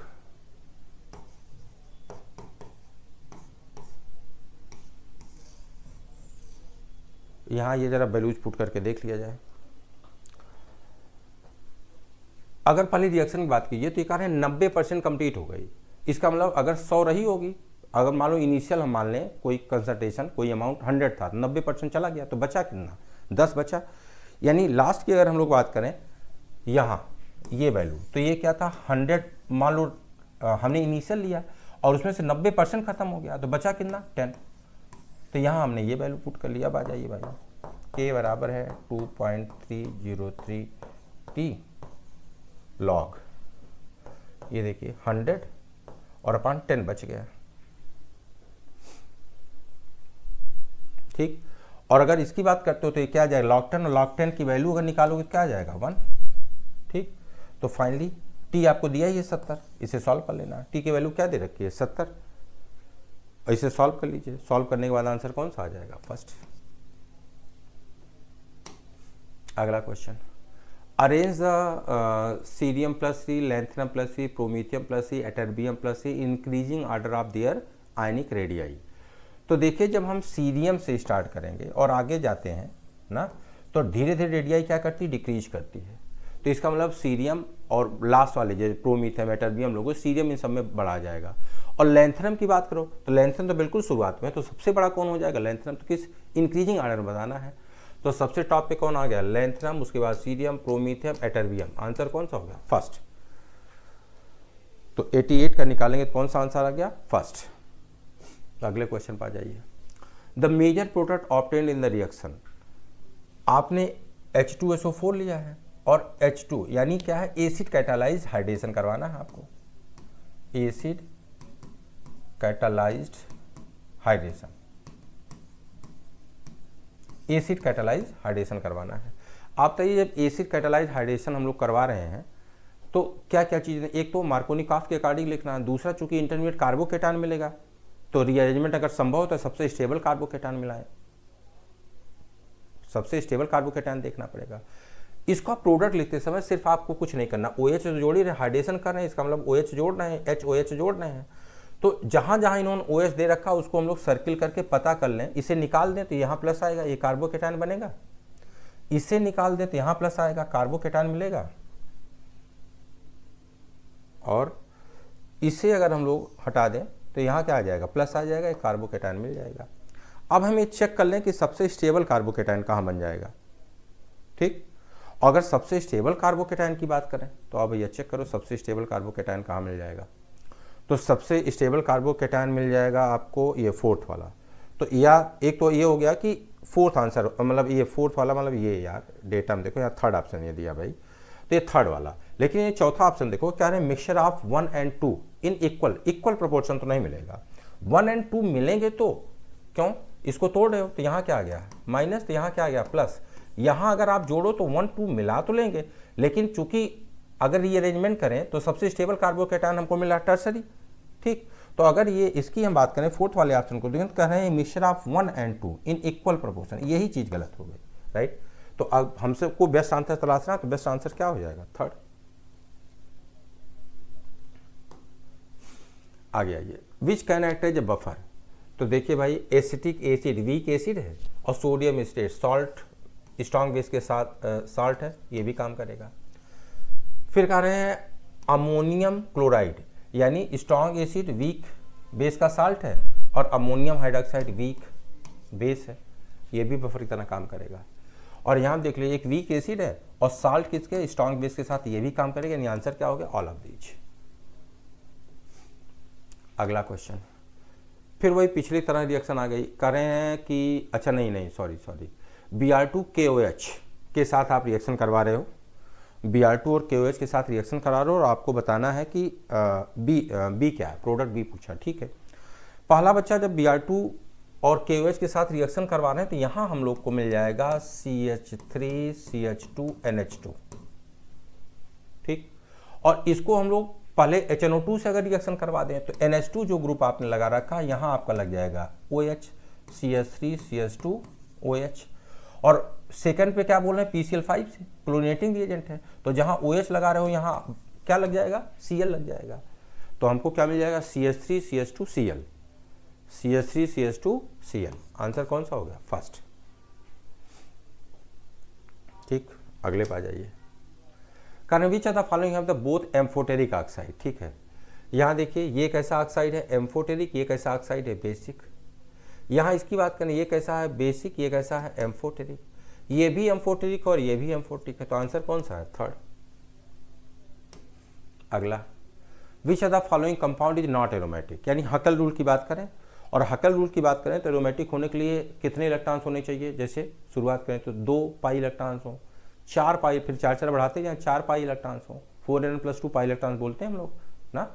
फिर 4 के बाद आगे 2 हों, फिर 6 हों, फिर 10 हों, फिर 14, ऐसे देखते हैं। तो आओ चेक कर लिया जाए। यहाँ अगर हम लोग देखें तो 2 2 4 2 6 पाई इलेक्ट्रॉन्स हैं। यहाँ अगर देखें तो 2 पाई इलेक्ट्रॉन है। इसमें चेक करें तो 2 2 4 2 6 2 8 हो गए, और जबकि हम लोगों ने क्या बोला, एरोमेटिक होने के लिए क्या है, 2 हो, उसके बाद क्या है 6, उसके बाद क्या बोलते हैं 10 एंड सो ऑन। और अगर यहाँ देखेंगे इसमें तो देखिए 2 2 4 और इसका लोन पेयर ले लेंगे तो 6, तो एक ही आपको मिल गया जो एरोमेटिक नहीं, वो कौन सा है, थर्ड। चलिए, in which are the following pair both the species have sp3 hybridization. तो बच्चा अगर SiF4 की बात करें तो यहाँ तो sp3 है, लेकिन इसमें sp3 ने क्या मिल जाएगा, sp मिल जाएगा। यहाँ तो sp3 है देखो, और यहाँ भी sp3 मिल गया, तो लो आंसर तो मिल गया। तो चलिए बच्चा अगला क्वेश्चन देखें। 95 कह रहे हैं equal volume of 0.1 molar silver nitrate and 0.2 molar NaCl are mix, the concentration of NO3 ion in the mixture. ठीक है, सबसे पहली बात, अगर इसमें आप इसको मिला रहे हो और क्या पूछ रहे हो, नाइट्रेट का पूछ रहे हो, तो इसका मतलब इसको मिलाओ ना मिलाओ इसका कोई रोल ही नहीं है, बेकार की बात है। फिर आइए भाई, M1V1 बराबर है M2V2, केवल वैल्यू पे फर्क पड़ेगा, इसके कारण कोई फर्क तो पड़ना ही नहीं है, कुछ कॉमन ही नहीं है। इसे यहाँ सिल्वर नाइट्रेट है, वहाँ सोडियम क्लोराइड है, तो कोई कॉमन नहीं है। आइए वैल्यू पुट करते हैं। M1 दे रखा आपने 0.1 और मान लेते हैं वॉल्यूम क्या है V। M2 आपको निकालना है, यानी नाइट्रेट आयन का कंसंट्रेशन निकालना है, तो M2। और अगर V की बात करें तो चूंकि इक्वल वॉल्यूम मिलाया है, तो इसका फर्क भले ना पड़े, लेकिन वॉल्यूम तो डबल हो गया, तो क्या हो जाएगा 2V। ये V से V कट गया। अब आपको M2 निकालना है, तो M2 क्या आ जाएगा भैया, 0.1 डिवाइडेड बाई 2। इसे सॉल्व कर लो, तो इसे सॉल्व करने के क्या आएगा 0.05 मोलर। आंसर मिल गया सेकंड। अगला question, which are the following does not show disproportionation. Question में कुछ नहीं करना बेटा, नॉन मेटल्स बेस के साथ रिएक्शन करते हैं, डिसप्रोपोर्शनेशन हम लोग करवाते हैं। ठीक, ऑप्शन कुछ ऐसा दिया नहीं, तो फ्लोरीन का डिसप्रोपोर्शनेशन हो नहीं सकता, क्यों, केवल नेगेटिव ऑक्सीडेशन स्टेट शो करता है। तो इस क्वेश्चन में और देखने के लिए कुछ है ही नहीं है, सीधे आप आंसर टिक कर दीजिए। ठीक, चलिए आइए अगले क्वेश्चन पे आ जाए। अगला क्वेश्चन है, what is the pH of solution after mixing 100 ml of A having the pH 3 and 100 ml of B having the pH 5। यानी दोनों का 100 ml मिक्स किया है और पूछ रहे हैं एक का pH क्या है 3 और एक का pH क्या है 5, और पूछ रहे हैं कि आपको बताना फाइनल pH बताना है। तो अगर हम लोग बोले नॉर्मेलिटी, pH और H आयन कंसंट्रेशन की बात करें, तो हम लोग क्या बोल सकते हैं कि नॉर्मेलिटी बराबर है H आयन कंसंट्रेशन, और यही बराबर क्या हो जाएगा 10 to the power minus pH। ठीक, अब आइए इसको निकाल लेते हैं। इस हिसाब से अगर हम लोग, जहां इन्होंने दिया है कि pH 3 और pH 5 दिया है, अगर इनकी नॉर्मेलिटी हम लोग निकालें तो क्या बोलेंगे, नॉर्मेलिटी पहले के लिए अगर N1 बोल लें तो क्या हो जाए, यहाँ देखिए ना 10 पावर माइनस pH आप बोल रहे हो, तो पहले का नॉर्मेलिटी क्या आ जाएगी 10 टू द पावर माइनस 3। अगर हम N2 की बात करें तो क्या आ गया 10 टू द पावर माइनस 5। ये दोनों की नॉर्मेलिटी पता चल गई। अब हम लोग मिलाने के बाद की नॉर्मेलिटी निकाल लें, फिर pH अपने आप निकल जाएगा हम लोग का। मिलाने के बाद की नॉर्मेलिटी अगर निकालना है तो क्या फार्मूला इस्तेमाल करें, N1V1 plus N2V2, N1V1 plus N2V2 बराबर है नॉर्मेलिटी यानी फाइनल मिक्सचर की normality plus multiplied by V1 plus V2। इसका इस्तेमाल कर लें तो हमें फाइनल नॉर्मेलिटी आ जाएगी। ठीक, चलिए वैल्यू रख करके देख लिया जाए। N1V1 की बात कर रहे हो, क्या ले लिया 10 to the power minus 3 multiplied by क्या लिया भाई 100 plus 10 to the power minus 5 multiplied by क्या है 100 बराबर है फाइनल नॉर्मेलिटी हमें निकालनी है। और ये क्या है V1 प्लस V2 ले लो यानी 200। ठीक, इससे हमें क्या मिल जाएगा फाइनल नॉर्मेलिटी। अगर फाइनल नॉर्मेलिटी मिल गई तो फिर pH निकालने में कुछ करना नहीं है, इसे सॉल्व कर लीजिए, आंसर आपका आ जाएगा सेकंड। चलिए अगले क्वेश्चन पे आ जाते हैं। Orbital angular momentum of a 3D electron is, बच्चा कुछ नहीं करना है, हमको लगता है आसान सा क्वेश्चन है। 98 का सेकंड इज राइट आंसर, इसमें कुछ बताने के लिए है नहीं। अगला आइसोप्रोपाइल एथिलीन HBr करवा रहे हो, फिर वही है एडिशन आप करवा रहे हो, तो सबसे स्टेबल बांड को तोड़ने के बाद सबसे स्टेबल कार्बोकेटायन बनाइए, और सबसे स्टेबल कार्बोकेटायन के लिए जो Br है इसे आप थोड़ी देर के लिए माइनस करके सोच लीजिए। तो मान लीजिए यहाँ से अगर Br निकाल दे तो क्या मिला प्लस, यहाँ से प्लस का मतलब क्या है सेकेंडरी कार्बोकेटायन मिल गया। यहाँ से अगर आपने Br निकाल दिया प्लस यानी प्राइमरी कार्बोकेटायन मिल गया। यहाँ से अगर Br निकाल देंगे प्लस टर्सरी कार्बोकेटायन मिल गया। ठीक, और यहाँ से निकाल देंगे तो क्या हो जाएगा प्लस प्राइमरी कार्बोकेटायन मिल गया। तो सबसे स्टेबल जो कार्बोकेटायन मिलेगा वही फाइनल मेजर प्रोडक्ट आपका मिल जाएगा। तो आंसर क्या हो गया आपका थर्ड। अगला question, 2 mole N2 react with 3 mole H2 to form the 2 mole NH3। Reaction देखिए, N2 प्लस 3H2, तो कह रहे हैं कि 2 mole N2 react with 3 mole of H2 to form the 2 mole. बिल्कुल सही है। क्यों? रिएक्शन यहाँ लिखी हुई, अगर आपने इसका 2 मोल ले लिया, इसका 3 मोल ले लिया, तो होगा क्या, एक ये 2 ही मोल बनेगा। क्यों? यहाँ आपने 2 मोल लिया और इसका 1 मोल से 3 मोल की जरूरत है, तो 2 मोल से 6 मोल की जरूरत है। 6 है ही नहीं, 3 ही मोल लिया है, तो ये लिमिटिंग हो जाएगा। लिमिटिंग है तो डिसाइड करेगा प्रोडक्ट कितना बनेगा। ठीक, तो ये तो जो ऊपर लिखा है कि 2 मोल रिएक्ट विथ 3 मोल फॉर्म 2 मोल, हाँ 2 ही मोल बनेगा, बिल्कुल सही है। N2 एक्सेस में हो जाएगा, क्योंकि 2 मोल लिया है, 1 मोल के लिए 3 चाहिए, तो 2 के लिए 6 चाहिए, और ये है 3, ये खत्म हो गया तो बच जाए, एक्सेस में हो जाएगा। और H2 क्या हो जाएगा, चूंकि H2 कंज्यूम हो जा रहा तो लिमिटिंग रिएजेंट, ये बात भी सच है। तो इसका मतलब असर्शन भी सही और रीजन भी सही है। तो आंसर कौन सा हो गया, फर्स्ट। तो चलिए बच्चा, ये पेपर का डिस्कशन था आपके FST का। आई होप पेपर आप लोग का अच्छा हुआ होगा। थैंक यू बच्चा, थैंक यू वेरी मच।